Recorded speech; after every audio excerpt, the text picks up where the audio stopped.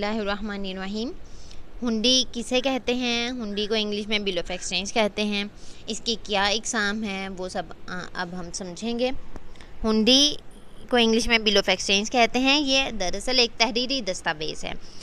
ये ज़्यादातर तिजारती माल की ख़रीदो फ़रोख्त में और तिजारत के जितने भी ये काम है ताजिर हज़रात के, उसमें इस्तेमाल होती है कि माल लोड करने वाला सौदा कितना है, क्या सौदा है, उसकी मिक़दार क्या है, उसकी कौन सी किस्म है, फिर किस तारीख़ को सौदा इनका तय हुआ था, यानी रेट जो फ़िक्स हुआ था, प्राइस, कीमत क्या थी, और अब वापसी अदायगी की तारीख़ क्या है, फिर अब क्या सिर्फ वही रकम ही अदा करनी है या उसमें सूद भी शामिल है, ये सब कुछ उसमें दर्ज होता है। तो इसलिए ये ज़्यादा महफूज तरीका बन जाता है। हुंडी क्या है? हुंडी एक दस्तावेज़ है जिस पर उधार लिए गए तिजारती माल की नोयत का मतलब कि जो भी उसकी किस्म है वो, कीमत, सौदे की तारीख़, वापसी रकम की अदायगी की तारीख़ और रकम बमासूद का अंदराज होता है। अंदराज मतलब कि तहरीर की हुई होती है, लिखी होती है। इस तरह हुंडी कर्ज़ख्वाह और कर्ज़दार के दरमियान उधार लेन देन का एक लचकदार ज़रिया है जिसकी बुनियाद पर आजकल ज़्यादातर कारोबारी सरगर्मियाँ सरअंजाम दी जा रही हैं। ये है इसकी तारीफ़, पहली 2.5 लाइन, यानी पहली 2 तीसरी आधी। अब बाकी इसकी वजाहत के तौर पर है। और इस हुंडी का एक फ़ायदा ये भी है कि अगर रकम वसूल करने वाले को, यानी कर्ज़ ख्वाह को जिसने कर्ज़ माल पहुंचाया है, उसे आखिरी तारीख़ से पहले ही रकम की ज़रूरत है, तो वो उस आखिरी तारीख़ का इंतज़ार किए बगैर, यानी मुद्दत ख़त्म होने से पहले ही उस हुंडी की रकम को किसी भी तिजारती बैंक के पास जाकर वसूल कर सकता है। अब किस तरह से वसूल करेगा? वो किसी भी तिजारती बैंक के पास जाकर हुंडी देगा और तिजारती बैंक अब हुंडी पर जो रकम लिखी गई है उसमें से थोड़ी सी रकम काट कर उस शख्स को रकम की अदायगी कर देगा। फ़र्ज़ करें अगर वो 1000 रुपये की हुंडी है तो बैंक अकाउंट जो बैंकर्स हैं वो 900 रुपये उस शख्स को अदा कर देते हैं और 100 रुपये बैंक के सर्विस चार्जेस के तौर पर बैंक के पास ही रह जाते हैं। ये बहुत महफूज तरीका है, इसलिए बैंक वाले भी बिल्कुल हेजिटेट नहीं करते, यानी हिचकिचाते नहीं है, क्योंकि इसमें दोनों पार्टीज़ के सिग्नेचर मौजूद होते हैं और हर एक शय उसमें वाज़ेह तौर पर बयान करदा होती है। तो अब कर्ज़ ख्वाह को ज़रूरत थी, इसलिए उसे वो रकम मिल गई है, लेकिन चूँकि उसे वक्त से पहले चाहिए थी, इसलिए वो तिजारती बैंक के पास गया और उसने मतलूबा रकम ली, थोड़ी सी उसमें से कम मिली उसे।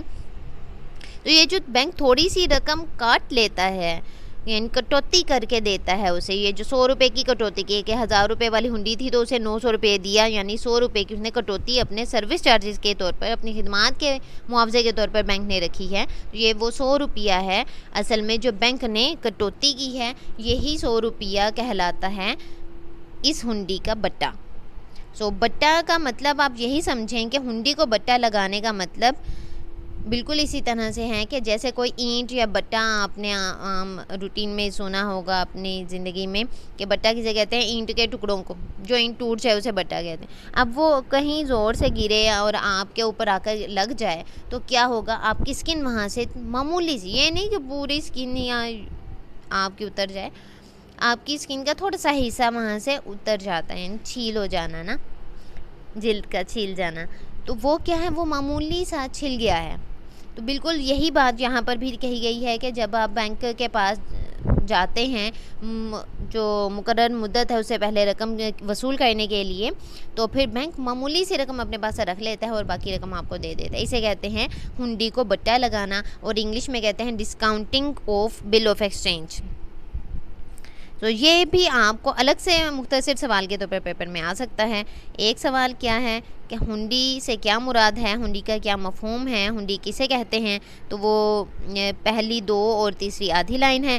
फिर हुंडी को बट्टा लगाने से क्या मुराद है, तो वो आपने ये जो चौथी लाइन है कि अगर कर्ज़ ख्वाह को मुतज़्करा रकम मुतज़किरा लफ्ज़ का मतलब है जिसका ज़िक्र किया गया। ज़िक्र किस में किया गया? इस हुंडी की दस्तावेज़ में, इस तहरीर में जो रकम लिखी गई है, जिसका ज़िक्र किया गया है, वो मुद्दत ख़त्म होने से पहले यानी आखिरी तारीख से पहले ही दरकार है, उसे ज़रूरत है, तो वो हुंडी को तिजारती बैंक के पास, अब तिजारती बैंक कौन सा? कोई सा भी बैंक हो सकता है, जैसे ये मुस्लिम कमर्शियल बैंक है, ABL एलाइड बैंक है, हबीब बैंक है, तो ये जो मुख्तलिफ़ बैंक्स हैं इनके पास, ये सब तिजारती बैंक ही हैं, इनके पास जाकर वो फ़रोख्त करके हुंडी को अपनी मतलूबा रकम हासिल कर सकता है। इस अमल को कहते हैं, जो बैंक हुंडी के इवज़ कर्ज़ा दे देता है, इस मुकम्मल अमल को कहते हैं हुंडी पर बट्टा लगाना। बैंक को हुंडी के इवज़ कर्ज़ा देने का ये फ़ायदा होता है कि वो मुकर्रर वक्त पर जो कर्ज़दार है उससे कुल रकम के हिसाब से सूद वसूल कर लेता है और ख़ुद उसने उस शख्स को थोड़ी कम कीमत अदा की होती है। तो ये जो कीमत का फ़र्क आ जाता है कि उसने वसूल बैंक ने 1000 किया है, लेकिन चूँकि उस शख्स को पहले रकम चाहिए थी, इसलिए बैंक ने उसे 1 माह पहले ही 900 रुपये अदा कर दिए। तो ये 1 माह का जो वक्फ़ा है, बैंक ने इस मुद्दत का फ़ायदा उठाया है और 100 रुपया हासिल किया है अपनी खिदमत के चार्जेस के तौर पर। ये है वो बैंक को फ़ायदा जो उसे हासिल होता है हुंडी को बट्टा लगाने से। अच्छा, अब हुंडी की इक़साम भी हैं। हुंडी की इक़साम मुख्तलिफ़ बुनियादों पर हम बनाते हैं। एक तो इसकी अदायगी की बुनियाद पर बनाई जाए, तो पहले अदायगी के लिहाज से यानी वक्त के लिहाज से तो पहली किस्म है इसकी दरशनी हुंडी। ये दुरशनी नहीं है, ये दर्शन, जैसे क्या ना दर्शन करवाना यानी दिखाना, अपना चेहरा दिखाना, तो ये दर्शन करना यानी दरशनी हुंडी जो देखने पर हो। अब इसीलिए इंग्लिश में इसका नाम लिखा है साइट बिल ऑफ एक्सचेंज, यानी ऐसी हुंडी जो आपको वसूल हो, आपने देखी और आपको फ़ौरन उसकी अदायगी करनी है। इसमें आपको कोई वक्त की रिलैक्सेशन नहीं हुई, सिर्फ इतनी ही है कि जिस वक्त आपको हुंडी वसूल हुई है, आपने तब हुंडी वसूल होते ही उसकी अदायगी कर देनी। ये बिल्कुल उसी तरह से है कि आप शॉपिंग करने जाते हैं और आपको दुकानदार कोई रसीद पकड़ा देते हैं, आप क्या करते हैं? रसीद देखते हैं, रकम अदा कर देते हैं, यानी आपने उसको दर्शन किए, उसे देखा और उसकी अदायगी कर दी। दरशनी हुंडी क्या है? साइट बिल ऑफ एक्सचेंज क्या है? ये एक ऐसी कारोबारी दस्तावेज़ है जिसको पेश करते वक्त उसकी अदायगी करनी पड़ती है। दरशनी हुंडी खरीदार और फ़रोख्तकार के दरमियान ऐसा कारोबारी तरीक़ाकार है जिसके तहत तिजारती माल का फ़रोख्तकार फ़रोख्त करदा अशिया को रेलवे या किसी भी दूसरे नकलो हमल के ज़रिए या ट्रक वगैरह के ज़रिए भी बुक करवा कर मालियत का जो बिल है और ट्रांसपोर्ट कंपनी की जो रसीद है वो बैंक को भेज देता है, और बैंक उन हिदायत पर अमल करते हुए जो माल है वो ख़रीदार को पहुंचा देता है। साथ में उसे जो भी ट्रांसपोर्ट का कंपनी की रसीद है यानी लाने ले जाने का ख़र्चा, नकलो हमल का जो ख़र्चा है वो भी दे देता है, और वो हुंडी भी उसे पकड़ा देता है जिसे हम कहते हैं कि माल का बिल। तो वो शख्स अब रकम अदा करेगा बैंक को और फिर माल वसूल कर लेगा, यानी इसमें वो माल लोड करवा कर माल लोड करवाने वाले की रसीद भी और जो मालियत का बिल है माल लोड करवाने वाला शख्स अपने बैंक अकाउंट वालों को बता देता है, और फिर उसके बैंक अकाउंट वाले वसूल करने वाले शख्स के बैंक अकाउंट से डील कर लेते हैं और उन्हें ये सारी इन्फॉर्मेशन मुंतकिल कर देते हैं, और फिर वो जो माल वसूल करने वाला है वो बैंक के पास ही जाएगा, बैंक वाले को जाकर अपनी शनाख्त करवाएगा। बैंक वाला शनाख्त करने के बाद उस शख्स को हुंडी दिखा देंगे यानी बिल भी दिखा देंगे, और ट्रांसपोर्ट कंपनी की जो रसीद है, जो भी टिकट की बुकिंग का ख़र्चा आया है माल लोड करवाने में, वो भी दिखा देंगे। वो शख्स एक तो बिल भी अदा करेगा और वो ट्रांसपोर्ट कंपनी वाला ख़र्चा भी अदा करेगा, और फिर उसे वो बैंक इजाज़त दे देता है, ठीक है अब आप उस जगह से जाकर अपना माल उठवा सकते हैं। तो इसलिए ये एक महफूज तरीका हो जाता है तिजारती माल की मुंतकली में और उसकी रकम की वसूली में। अब दूसरी किस्म वो है मुद्दती हुंडी। मुद्दती हुंडी का नाम ही जाहिर करता है कि इसमें एक मुद्दत है, आपको वक्फ़ा दे दिया जाता है कि हाँ एक ख़ास अरसे ख़ास मुद्दत के बाद आप रकम की अदायगी कर सकते हैं। इसीलिए इसे टाइम बिल ऑफ एक्सचेंज भी कहते हैं कि इसमें आपको टाइम दे दिया जाता है, आपको मोहलत दे दी जाती है अदायगी की। ये हुंडी ख़रीदार के लिए बहुत फ़ायदेमंद साबित होती है, क्योंकि ख़रीदार को ऐसी हुंडी की अदायगी एक मुअय्यना मुद्दत के बाद अदा करनी होती है, उसी वक्त अदा नहीं करनी। एक मखसूस मुद्दत के बाद अदा करनी है। मुद्दती हुंडी पर जितनी मुद्दत दर्ज होती है, उस मुद्दत के ख़त्म होने के बाद जब भी उस हुंडी को अदायगी के लिए पेश किया जाता है तो उसकी अदायगी चूँकि मुद्दत पूरी हो चुकी है तो फौरी तौर पर कर देगा।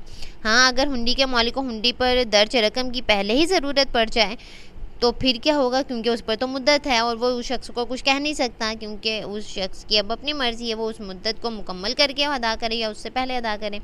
तो अगर हुंडी के मालिक को पहले ही रकम की ज़रूरत है तो वो तिजारती बैंक से जाकर बट्टा लगवा सकता है, जो आपको पहले बात बताई। अब एक और टर्म इस्तेमाल होती है कफ़ालतें। कफ़ालतें किसे कहते हैं? इंग्लिश में सिक्योरिटीज़ का आपने टाइटल ज़्यादातर सुना होगा। तो ये बिलखसूस हुकूमत की तरफ से जो हम कर्ज़ लेते और देते हैं, ये वो आला है। बसा औक़ात यानी बाज़ औक़ात हुकूमत आम लोगों या इदारों से कर्ज़ा लेती है तो हुकूमत कर्ज़ा लेने के बदले अब उन्हें कोई रसीद या कुछ इस तरह की तहरीरी दस्तावेज़ तो देगी, अपना वादा तहरीरी देगी कि हाँ वाक़ई हुकूमत ने ये लिया है और ये रसीद है और हुकूमत इस वादे के मुताबिक इतनी रकम इसे लौटा देगी, इतने अरसे के बाद लौटाएगी या इस पर कितना सूद अदा करेगी या नहीं करेगी, तो वो सब कुछ दर्ज होता है। हुकूमत की ये रसीदें या तहरीरें जिन पर कर्ज़ देने वाले का नाम, कर्ज़ की रकम जितनी उसने दी है हुकूमत को, वापसी की अदायगी की तारीख और शरह सूद, ये सब कुछ दर्ज होता है। इन रसीदों या तहरीरों को खुले बाज़ार या स्टॉक एक्सचेंज में हम किसी भी वक्त ख़रीद भी सकते हैं और बेच भी सकते हैं। ये इन कफ़ालतों का सबसे ज़्यादा फ़ायदा है क्योंकि ये हुकूमत की तरफ से जारी करदा होती हैं और हुकूमत तो पूरे मुल्क की एक ही है, इसलिए तमाम लोग इसे बआसानी से कबूल कर लेंगे और ज़्यादातर वही लोग कबूल करते हैं जो स्टॉक एक्सचेंज मार्केट में मौजूद होते हैं, यानी जहां ज़र और इन तहरीरों और रसीदों का लेन देन बहुत आसानी से हो रहा होता है, क्योंकि वहाँ ऐसे लोग काफ़ी ज़्यादा मौजूद होते हैं। तो ये वहाँ जाकर किसी भी वक्त आपको अपनी रकम की ज़रूरत है तो आप उस मुकर्ररा मुद्दत से पहले जाकर अपनी उस कफ़ालत को, यानी जो भी आपके पास एक सर्टिफिकेट मौजूद है, उसे बेच सकते हैं और रकम वसूल कर सकते हैं। ये वही समझ लें जिस तरह से बॉन्ड्स हैं कि अगर आपको रकम की ज़रूरत है तो 500 की आपने अपने पॉकेट मनी से 500 वाला बॉन्ड ख़रीदा हुआ था, इनामी बॉन्ड जो प्राइस बॉन्ड्स हैं, और आपको रकम की ज़रूरत है, आपने किसी और शख्स से 500 ले लिया, उसे इनामी बॉन्ड दे दिया। तो कफ़ालतें थोड़ा सा उससे ज़्यादा मॉडर्न फॉर्म है। तो ये आप इस टेक्स्ट बुक के पेज नंबर 33 और 34 से हुंडी की इकसाम और कफ़ालतों को याद कर सकते हैं।